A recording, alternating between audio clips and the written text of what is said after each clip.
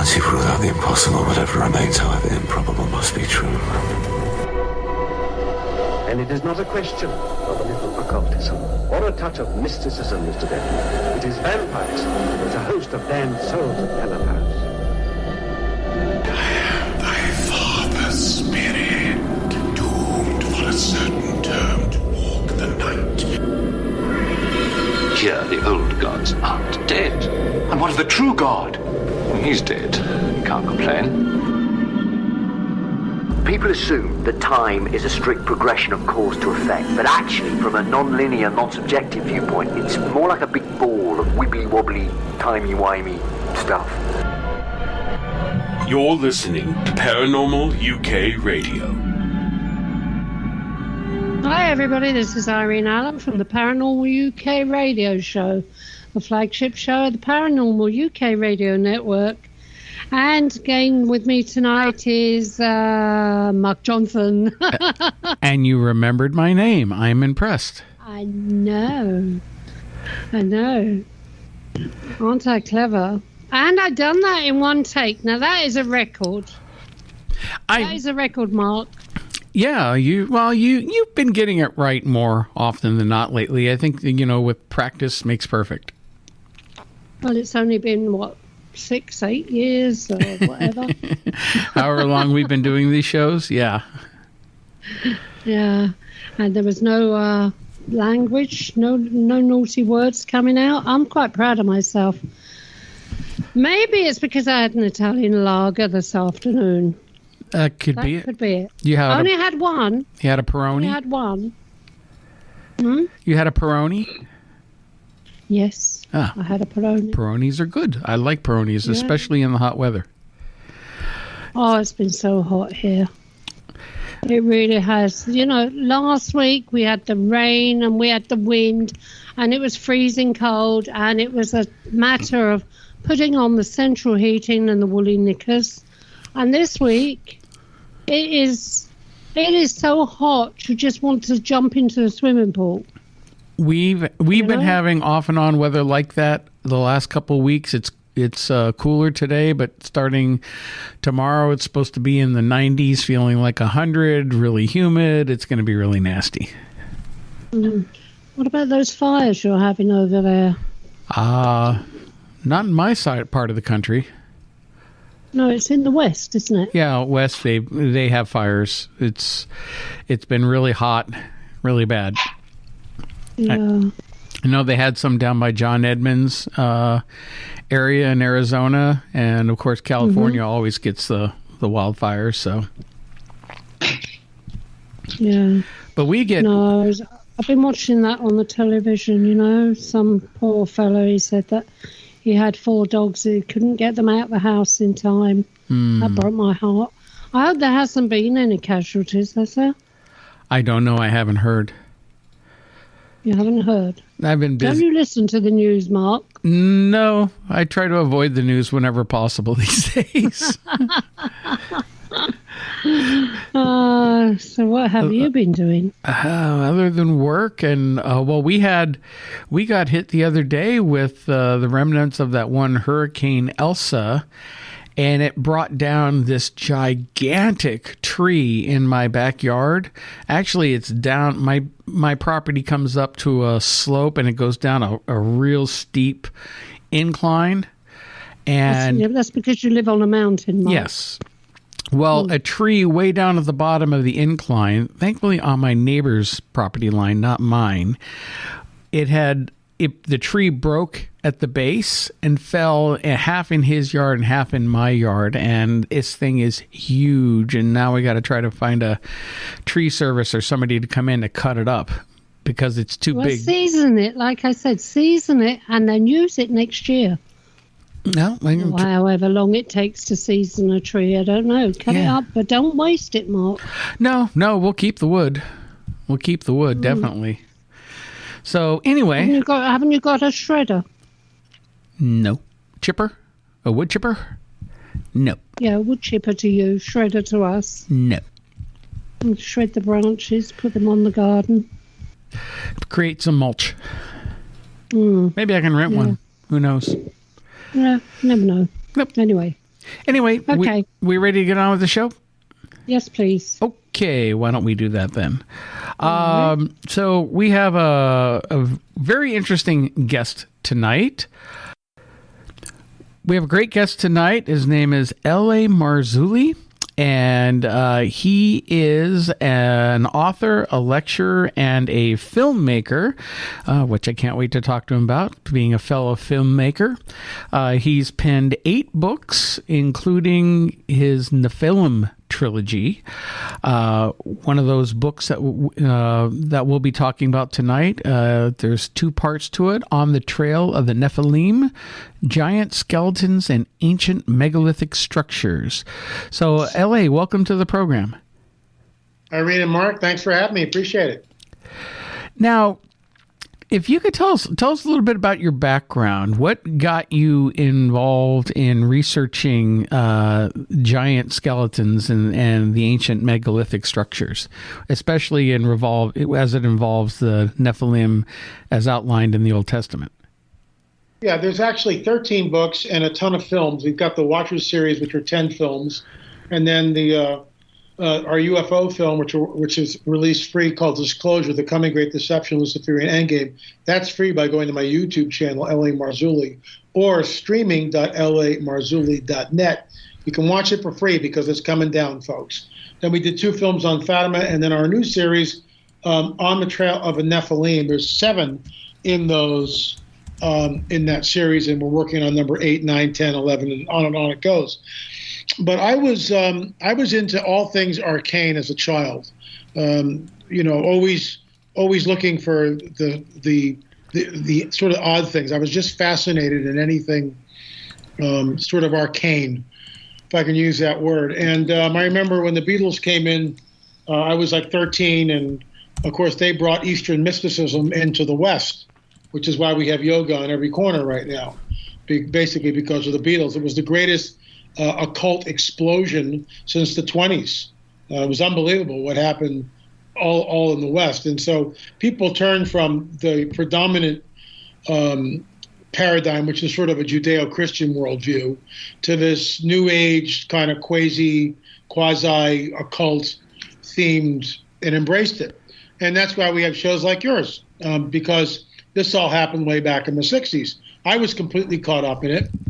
I was reading Blavatsky, Ouspensky. I was reading Secrets of the Great Pyramid, Peter Tompkins, Eric von Däniken, which I totally believed and followed it. I was with a guru for 3 years. I was in the ashram, wound up recording and writing orchestral music for the guru's brother, 56-piece orchestra he had. So I was helping to write and arrange music for that, which was a wonderful, I think it was about 2 years I was there with the orchestra. And then I left. I was completely disillusioned with the whole thing, and I got tired of looking for God in all the wrong places, if I can say that. And I just left. Like you, Mark. I'm sorry. What? She said Mark was disillusioned as well. Yeah, it's very similar to where I was too. Yeah, and I just left. And when I was with the guru, my third eye was open. I heard celestial music. I had the divine, the magic word, the mantra that you repeat to yourself a gazillion times and nothing ever happens. Anyway, and to make a long story short, I was 30 years old. Jimmy Carter was president. I had my one and only spec house on the market. Interest rates were 21%, and I was losing money, faster than a bucket with a leak in it, or a hole in the bottom, I should say. And so that was sort of a nexus of my Paul on the Road to Damascus conversion, which was very dramatic, and that's 41 years ago that happened. And I became a born-again, spirit-filled Christian. Of course, if I use that terminology, people will turn off your show. So I get that, because they have all these preconceived notions of what it is, but because they've never experienced it, they don't know what it is. So unless you know something and you just turn something off because you think you know, that's called arrogance. And it's also ignorant because you don't know. So it happened to me 41 years ago, and it was a very profound experience. It's actually gotten more complex and ongoing as time goes on. And about 10 years into it, I was 40 years old, and I was always perplexed by what I had read in the biblical prophetic narrative. In fact, I was flummoxed, if I can use that word. That's right. It sounds like a UK word, does it? It is a UK word. We often use it here. Flummoxed, Irene, absolutely. I was flummoxed. I went out to fish and chips. Thank you. So anyway, so there you have it. So I was flummoxed by what I was reading in the Old Testament. I couldn't understand why this alleged loving God of the Bible would wipe out the entire world in a flood. It's like, what? And then a couple of chapters later, it's like, oh my God, he comes down and he screws with the people in the Tower of Babel. What the heck's going on? Oh my gosh, not again. Sodom and Gomorrah. He wipes them all out. Oh, this is it. I've had it. I'm throwing this thing against the wall. I'm walking out of the room. I've had it up to my eyeballs. So that's one book I won't read then. The Bible. That is the conquest of Canaan, the promised land, where the mandate from this what seems to be a capricious, just a murderous, genocidal, homicidal, maniacal God of the Old Testament. He tells Joshua and Caleb and the children of Israel, go into the promised land, kill everybody, men, women, children, kill the animals, burn everything. It's like you sit there and you go, that's it. We've got to have two gods. We got to have Jesus in the New Testament, and somehow this Old Testament guy, I can't buy it, and I couldn't. I wouldn't say that vocally, but I had no explanation.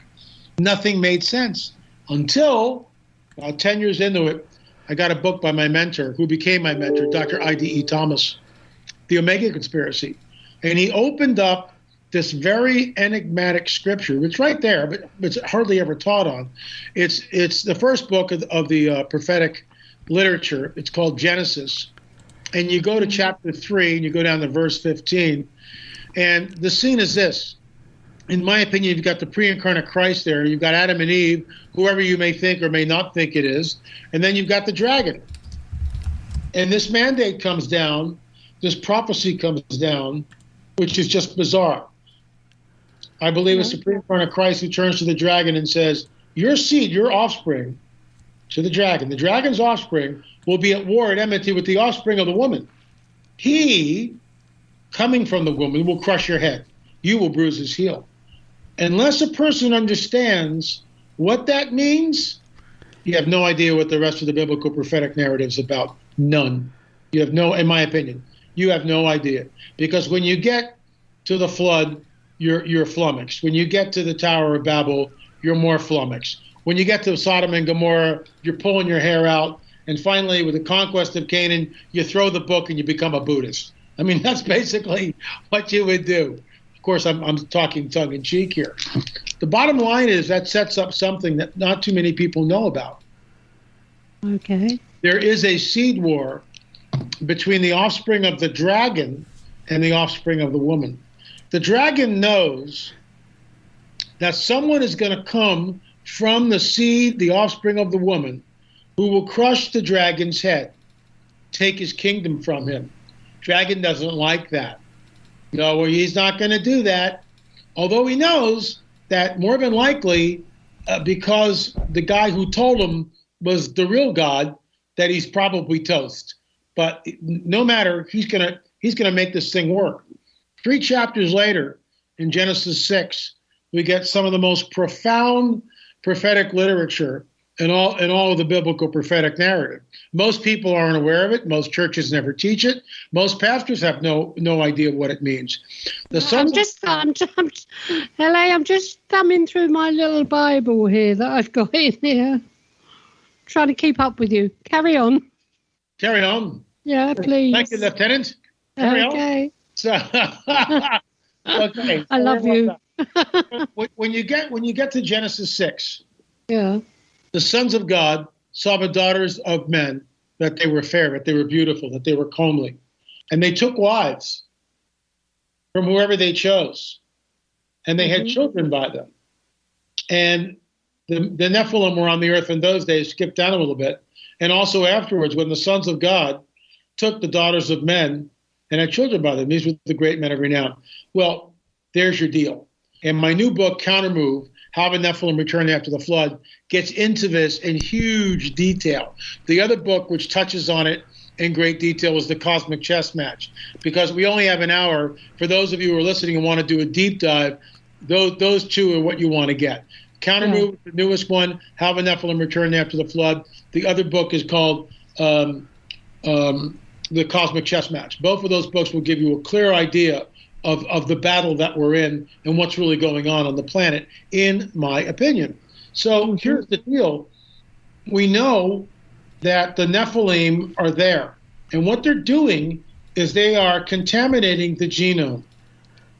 Because the offspring of the fallen angel, the fallen watchers, these intruders called watchers, the beings were called the watchers.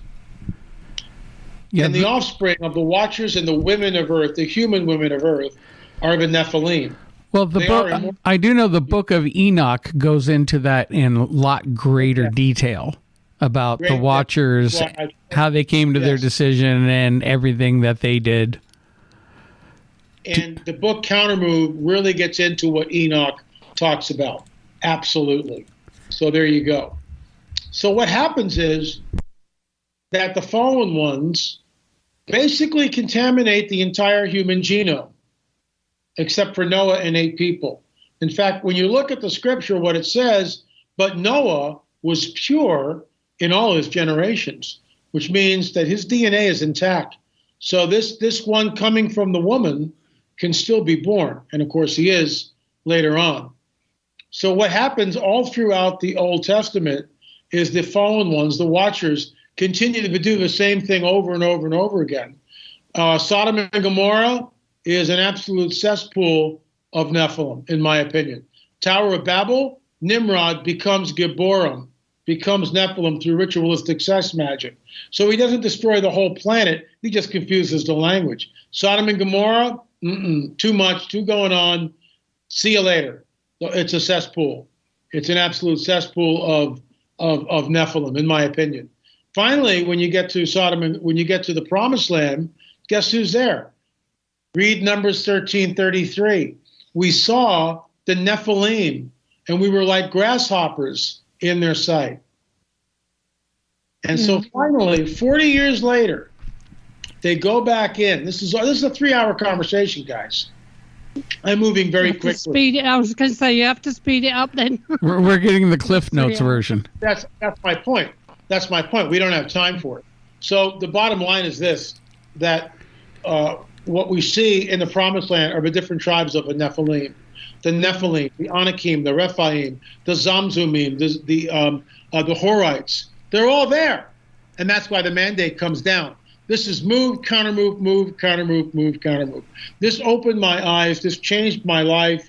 That book set me on the course that I'm on now, the book by Dr. I.D.E. Thomas, The Omega Conspiracy. Since then, we've written all these books, produced all these films, and a new series, On the Trail of the Nephilim, has seven films in it, all, part 1, Mysterious Mound Builders, Mathematical Mysteries of the Mound Builders. That's number 2. 3 is Secrets of the Supernatural, Voices from the Other Side. But it's all dealing with the Nephilim and these ancient megalithic sites that we see all over the planet. And by the way, Irene, I was in your neck of the woods in 2019 before COVID, filming at Stonehenge and other places, and it was absolutely fabulous.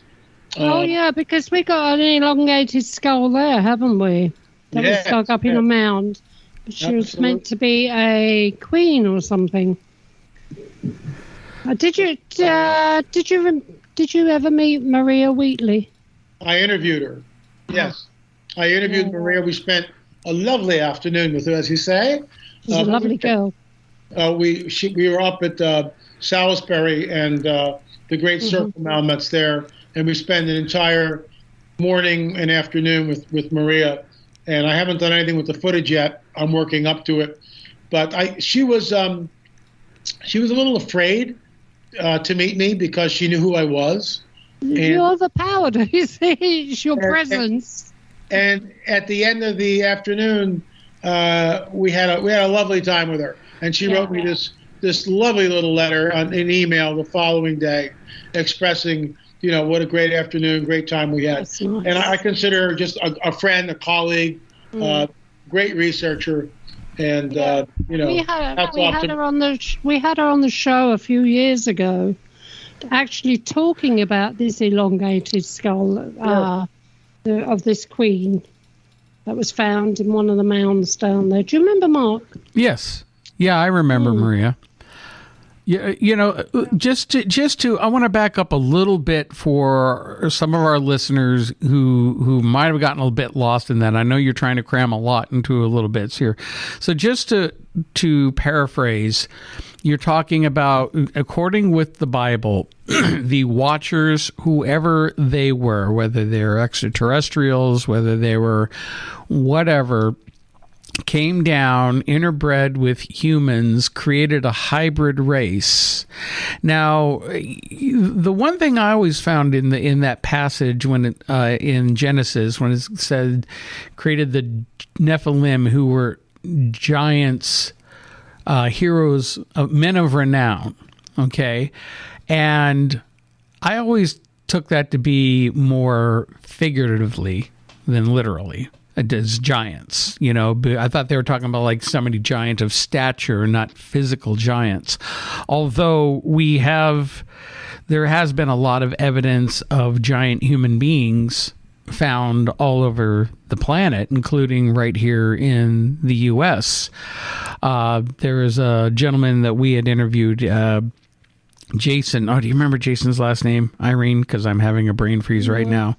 I don't remember. He wrote a book called Age of the Giants, which dealt with a lot of the mounds. Oh, he's the archaeological fellow, isn't he? Dealt with a lot of the mound builders and the mounds and the giant skeletons found throughout the North America. Hello, you there? Oh, yeah. I thought I can pick it up from there if you want. Sure. Yeah, carry on. Yeah, giants are found everywhere. There's been a concerted effort to hide the fact that they exist. We know that Goliath was at least 9 feet, probably more like 12, depending on who you talk to. We know that Og, king of Bashan, which is in the Middle East, which is right underneath Mount Hermon, that whole area. We filmed there at Gilgal Raphaim, the Wheel of the Giants, the Circle of the Giants. Mondo Gonzalez, our team's lead archaeologist, and myself crawled down into the chamber, and we filmed in the chamber. All that's in episode 7, Lost Civilizations. We also went to the Tomb of the Giants on the island of Sardinia. We also show clips from Gozo, which are huge megalithic structures, as well as what we see in South America. And here's the rub, guys. When we look at these megalithic structures, which are found on a global scale, archaeologists insist that the Inca were master stonemasons and all these things were done with sand wraps and all this other stuff. It's all conjecture. Yeah, it's actually all BS. It was advanced technology. Are you familiar with Brian Forster? Say that again, what? Are you familiar with Brian Forster? Yeah, Brian Forrester was our guide. Yep. Who the first time we went to Peru, and he took us to these ancient sites. Yes. But Brian, it was like, with all due respect to Brian, he didn't discover them. It's like, that's why they're controlled sites, because they've been around forever. But Brian was our guide, and he did a great job. And hats off to Brian. Since I've been with Brian, we've led our own tours down in Peru to Sacsayhuaman and other places, also to Israel with Gilgal Raphaim, a Nephilim tour that we did over there. But we're on the trail of a Nephilim. Brian, not so much. Although we find ourselves overlapping in our research, he has a different paradigm about all this than I do. I believe we're looking at fallen angel technology, Nephilim architecture. That's what this is, in my opinion, and I tenaciously hold to that worldview and that opinion, with all due respect to Brian and other researchers who differ. I mean, it's fine. We'll find out eventually, what paradigm prevails. But obviously something is going on which defies the laws of physics as we know them, and even the building techniques at Sacsayhuaman. Can you duplicate it today? Yeah, but at what cost? And we've got cranes and lasers and all this stuff. They didn't have that thousands of years ago. No, how did they move the stones? And here's something, Irene, I want to get into real quickly with you. There's a site that we investigated, 4,000-year-old site here in the United States. It's called America's Stonehenge. Yeah, we had him on as well as a guest. I'm sorry, what? We've had him on as well as a guest. Yeah, Dennis Stone's incredible. Yeah. Good friend. And so Kelsey Stone, I believe, discovered the most important archaeological find of the 21st century. Yeah. And he did it by accident. So Kelsey's a 23-year-old college student about 10 years ago. And he's on Google Earth. Mm-hmm. He knows the center of his site at America Stonehenge in Salem, New Hampshire. It's got megalithic structures all over the place. And it has standing stones. When his grandfather bought it, they saw the standing stones, but they weren't sure what they were for. So they figured, well, maybe it has something to do with the equinoxes and solstices. Well, they found out, yes, it does. These stones are positioned precisely where the sun is up on the longest day of the year, the summer solstice, and also the shortest day of the year, the winter solstice. So they knew this. But Kelsey took it a step further. So he went on Google Earth. He found the center of his site where you would stand and watch the sun come up over the summer solstice, standing stone, or the winter solstice, standing stone. You'd watch that from the center of his site. So they knew precisely where the center was. So he's on Google Earth, and he draws a line out to the summer solstice standing stone to see if it comes near his house. Well, it does kind of come near his house. So he thinks, well, that's pretty cool. I wonder where it goes. So he extends the line on Google Earth, and you can only do this on Google Earth, right? You know, go back 50 years, impossible. So Google Earth, and he does this. He finds himself over the Atlantic, past Newfoundland. He goes through Ireland. Now he finds himself in southern England.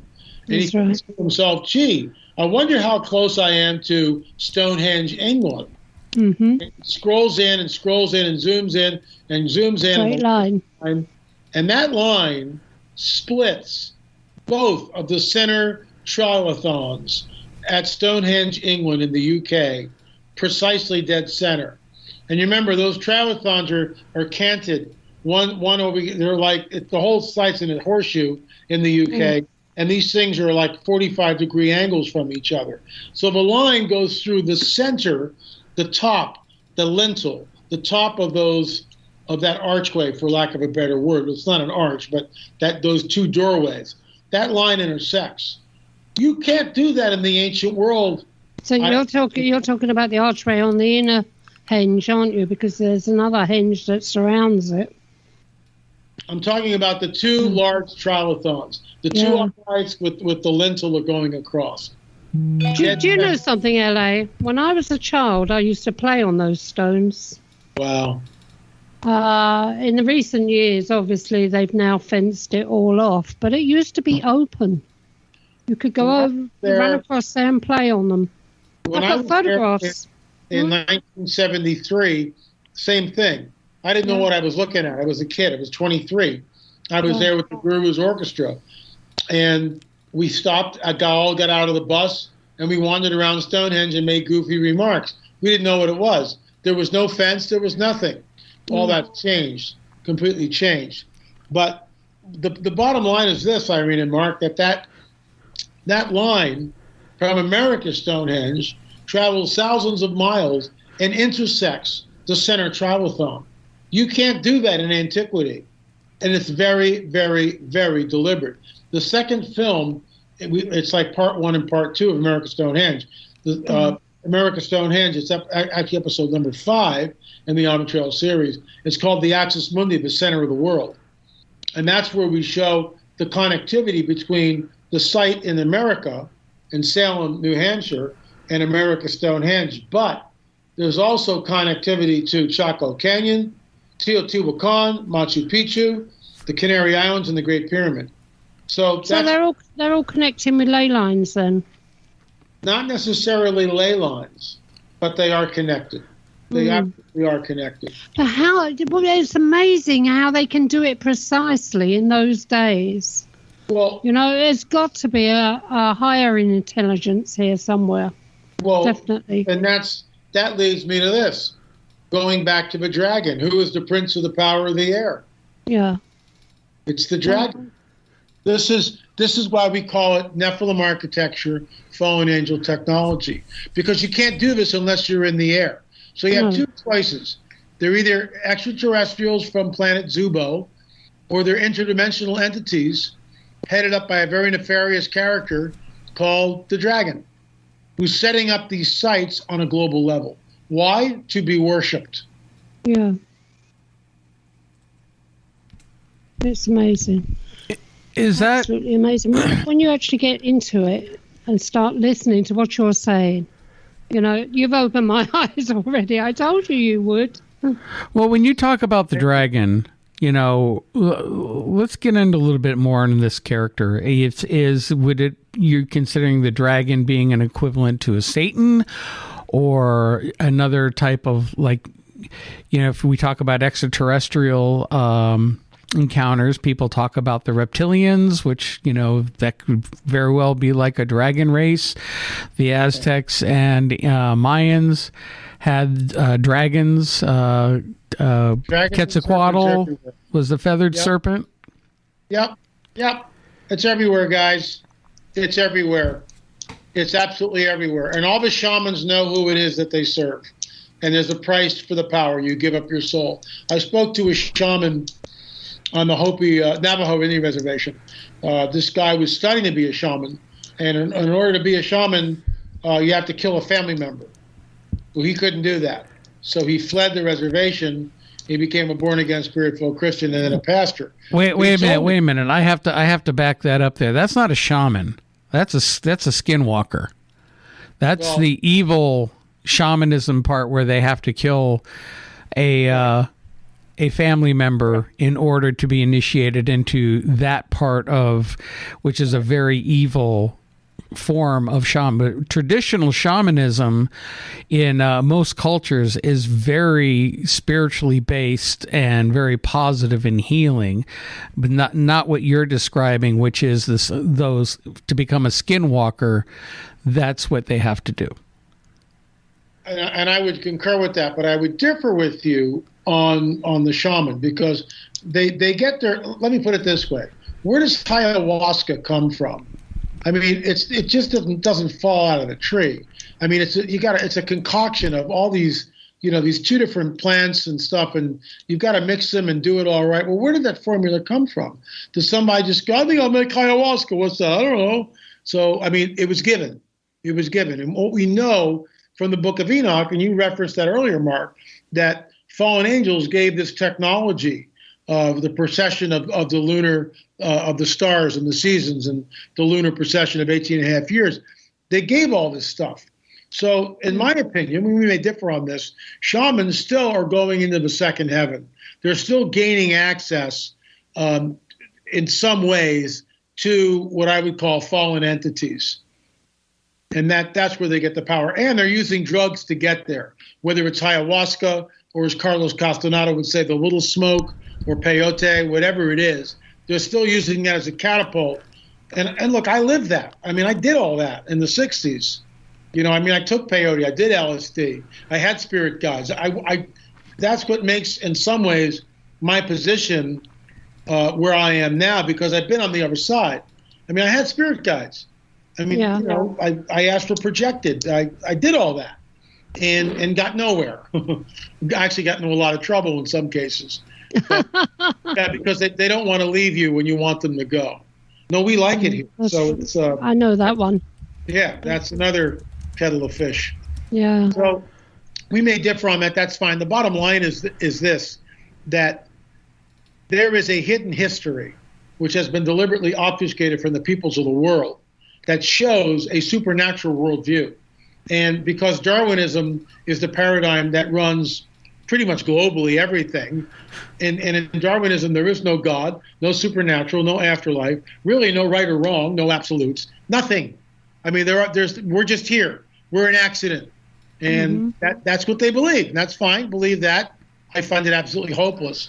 But for those of us who know that there's a supernatural, And me being on both sides, like I just said, third eye open, spirit guides, all that nonsense, and then come into a relationship through the Messiah, which is, again, that's been completely trampled on with the modern day religious system and televangelists and all this crazy stuff. So people look at it and that's what they think it is, and it's not that at all.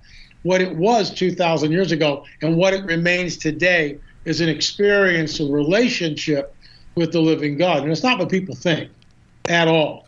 And I remember the first time the Lord spoke to me, I about fell over. I couldn't believe it. And it's not an audible voice, although I've had audible voices between waking and sleeping. That's different. But, and some other people have had that too. It's fairly common. And usually when that happens, it's one word, like Pisca was one word. So I got up and looked in the Bible. Pisca, what the heck is that? And I've learned if it's a 3 a.m, I get up and I write it down, because when I wake up at 6 or 7, I won't remember. So this happens rarely. I've probably had about, in 41 years, maybe 20 words like that. But they're always just one word. And then I have to go look it up, and it's prophetic usually. And this I get them often as well. Yeah. So you know what I'm talking about. Yeah, very much so. I know what you mean. So that's where we are. I mean, unfortunately, when I talk, if I say the J word, if I say Jesus, it's a turn off. People just go, "Oh my gosh, here we go." It's not. Here's what I say to people: if you think you know him, but you don't know him personally, then you don't know him. That's right. And that's ignorance. That makes sense. We're back to that again. Yeah, that makes sense. So, LA, you have traveled all over the place, yes? Yes. In your research. And what was Fatima of Portugal? I've heard about Fatima, but when you went to Portugal, what were you actually hoping to find? Well, I was a student of Fatima forever. I studied it just like I studied the Shroud of Turin for 41 years. Yeah, that's something I like. Yeah, which I believe is God's calling card. I mean, it's not a painting, and anyway, I digress. But we went there deliberately because I had one word from the Lord that said Fatima at 2017, and I just went, oh my gosh. And I walk into the bathroom, my wife's getting ready for church, and I go, we're going to Portugal. We're going to make films on Fatima. And she looks at me like I got 3 heads. Well, like 2 weeks later, right, the whole thing just fell in the line. And that's how it works. Some guy that we never met believed in what we were doing and donated a bunch of money, which paid for the entire trip, all the airfare, everything. Hotels, food, our guide, everything. Interpreter, cars, the whole 9 yards, right? And then we had an A-cushion shot. This guy that was emailing me 2 or 3 times a day, Miguel, I wrote him back. He lives in Portugal. I said, Miguel, we're coming. We're going to make a film on Fatima. Can you hook us up with a producer? Bam. Francisco Correa, head of Exopolitics, Portugal, knows everybody involved in the Fatima research. Doors were open. It was unbelievable. So I made 2 films on this. Fatima 1, Harvesters of Deception, Fatima 2, Strange Phenomena. What I believe, and this is when we got there, we went to the site. We went to Fatima, and they were parading the statue of Mary around on a bed of roses and all that stuff. I looked at my wife and I said, Mary is off the table. And so in the beginning of the film, I say, Fatima is visited by millions of pilgrims every year, and people have a right to believe whatever they want to believe. Let me start that again. Millions of people come to Fatima every year. Millions of Muslims encircle the Kaaba stone at their sacred ceremonies. Millions of Hindus worship at Guru Puja. Millions of Buddhists worship at shrines all over Asia. People have the right to believe whatever they want to believe, and we're not going to disparage their belief in any way. However, we will delve into what happened at Fatima 100 years ago. And that I say that right up front in the film. We never talk about Mary, ever. Ever, ever, ever, ever, ever. She's off the table. I don't believe it was Mary of the Bible, number one.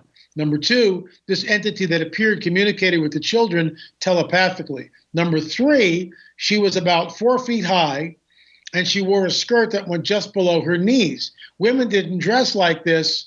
Mary certainly didn't dress like this. And in 1917, women wore dresses down to the ankles or the tops of their especially in Portugal. Absolutely. So we've got a real disparity in what this is. And in my opinion, it was a UFO event. After doing the research for years and studying it and talking to the experts, in my opinion, absolutely a UFO event, which is why we call the film Harbinger of Deception. Makes sense. Yeah. So you mentioned something about what's really happening in the world, who's running the world.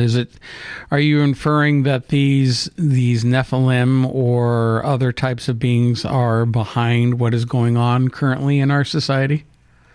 There is a Luciferian connection to what we're seeing now. There's no doubt in my mind. What we are looking at is the rise of the beast system, which will make this look like a picnic when the Antichrist shows up. And he will show up. I think we're close. I don't believe the church is here, but that's another story.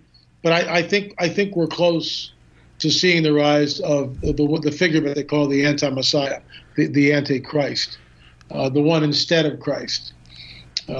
We are looking at absolute draconian measures on a global scale.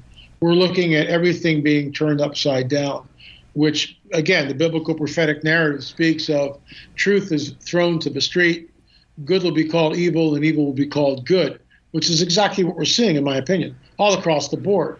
The lockdowns, the COVID thing, the globalism, the push towards the global reset, the push towards transgenderism, where it's in your face. And if you say anything against it, you're a homophobe. Quick, take your 7-year-old and change his sex. Excuse me, let's not do that. That's child abuse. Thank you very much. And all this is being, shoved down our throats. So we're going someplace. We're being herded. Does that mean that every politician's a Luciferian? That's not what I'm saying. But they're there. And those in the know exactly who it is that they serve. Yeah, but you see, you're talking about that. I was watching a YouTube, I can't remember, about a year ago, about the satanic signs that they use in Rome, in the Vatican. Yeah. The hand movements and things like that. And then you see it with film stars doing the same ones. Yes. Yeah. Not only that, if you look at all the Pop-Tarts, all the movie stars, they always cover the one eye, the all-seeing eye. Yeah. Yeah. I mean, there's like hundreds of pictures. Not everybody, but many of them. Madonna, Britney Spears, Katy Perry, just to name a few. Prince, they all do. Michael Jackson, they all cover the eye, which is a sign. And that's why they get what they get, because they've sold their soul. That's the price. Just like to be a skinwalker, the same thing. You basically sell your soul to get the power and commit an atrocity. But, we're all over the map here. But look, it all coincides. It all coalesces. It all goes back to the kingdom of the dragon. And we are at war, which is why I wrote the book, The Cosmic Chess Match. People don't understand what's really happening here on this planet. We are in the midst of a cosmic war, and it's coming to a head. I can believe that. There's something definitely going wrong. Absolutely. When I think back to my childhood and what my childhood was like, and even a couple of years ago, now look at it. You can't say anything. You can't do anything. Nope. Someone will jump on you for the least little thing. Within the last 6 years, things have gotten really, really bad, and they've gotten really worse in the last several months. Yes. Yeah. And it's only going to get worse. Oh, that's cheerful news. Well, it is and it isn't. For those of us who travel in the biblical prophetic narrative, We're like, set your watch almost. We were told that this is exactly what would happen when the advent of the beast system took place, and we are at the threshold. It's not here yet, but we're at the threshold.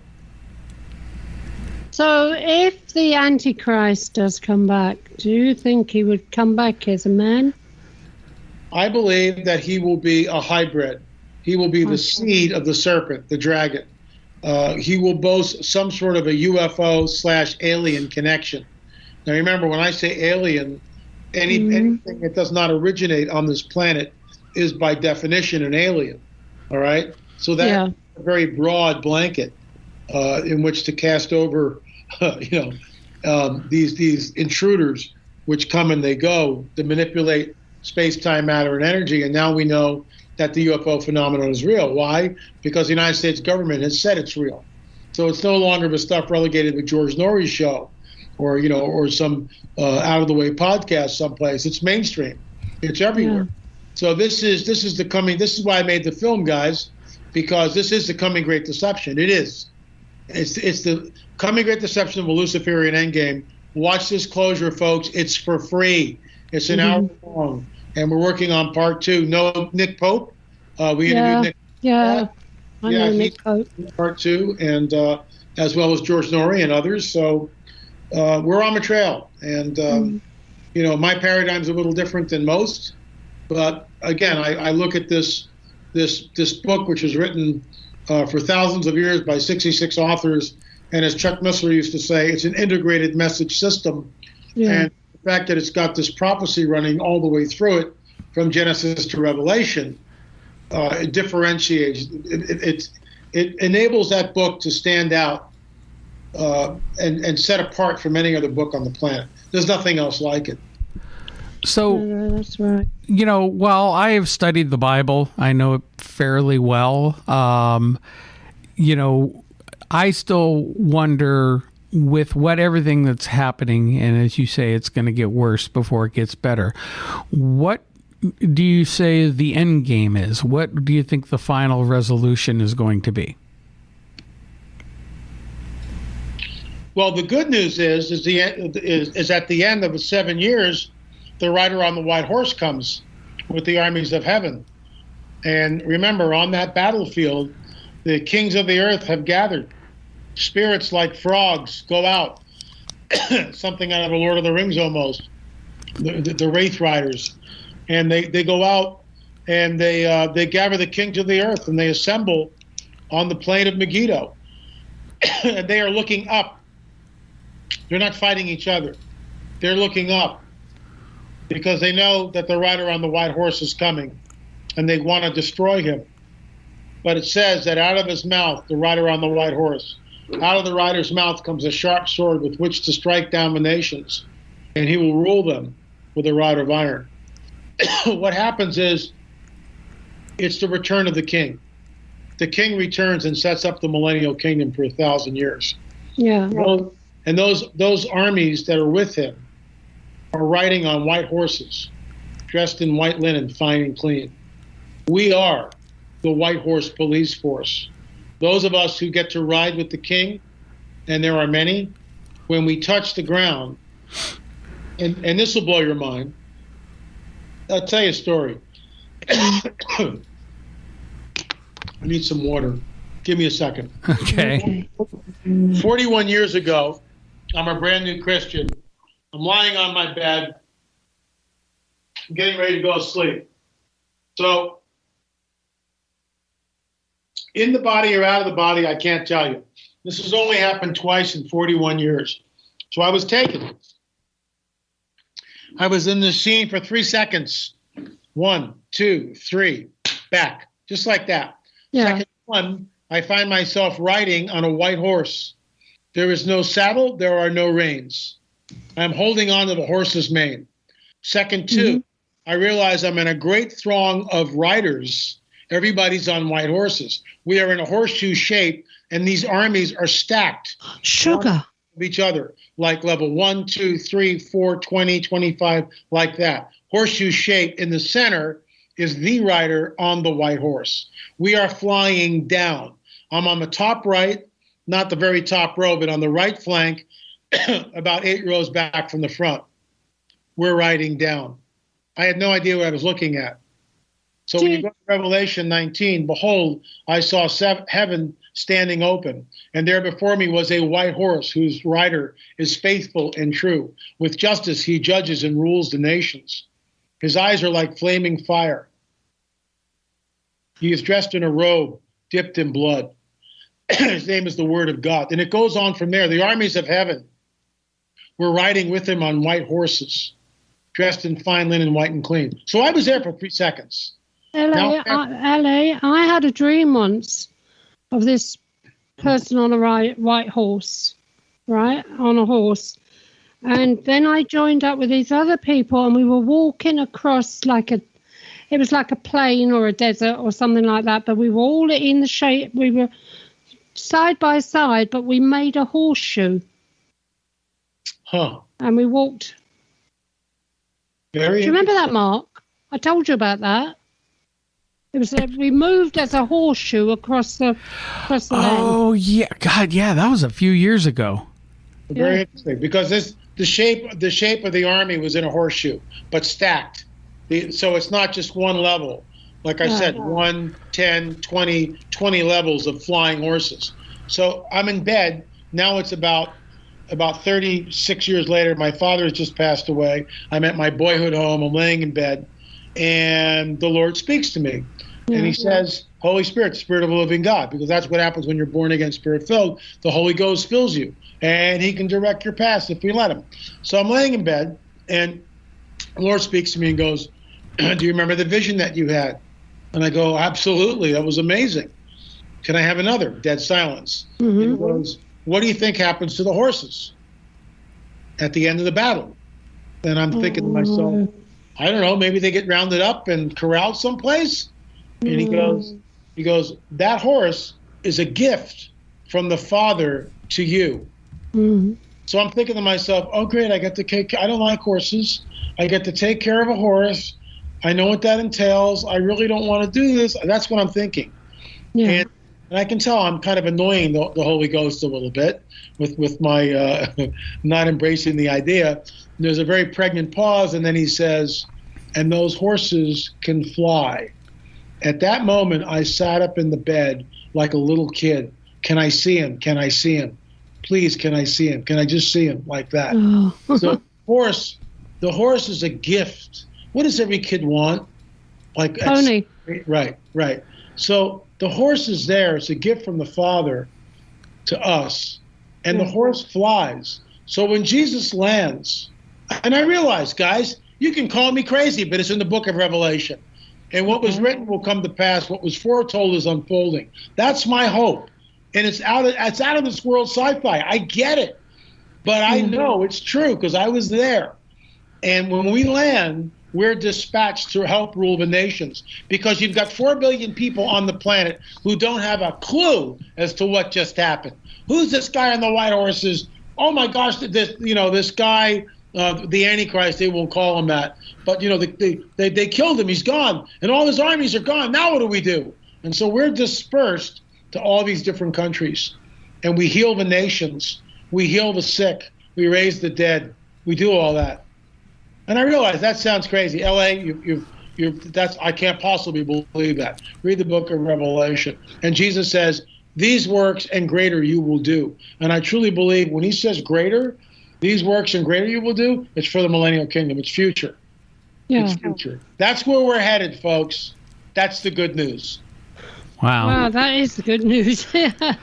well, we are going to get there in the end. We are coming up on the end of the show here, LA. So if you could tell people again, where can they find your books and also your videos? Yep, lamarzulli.net, lamarzulli.net. Everything's there, 13 books, all the DVDs. You can download them in the UK because you don't want to start paying for postage across the pond by going to uscreen.lamarzulli.net, uscreen.lamarzulli.net. Binge watch them all. And a lot of people do that. They watch all 7, and then I get emails. Oh, my gosh, I can't believe it. Because when you start watching this stuff, it'll change your paradigm. Well, LA, next time you're here in the UK, do come and see me. I would love to. My door's open to you. All righty, guys. Thanks for having me on the show. Appreciate it. All right. Well, thank you for joining us. And our guest has been L.A. Marzulli, and talking about many of his books, including On the Trail of the Nephillim. And want to thank him for coming, and want to thank everybody for tuning in to another edition of the Paranormal UK radio show, the flagship show here on the Paranormal UK radio network. And Irene, where can people catch us? Everywhere, people. Everywhere. There we go. So, everyone, you have a great week, and we will catch you all next time. And have a great weekend. We'll talk to you soon.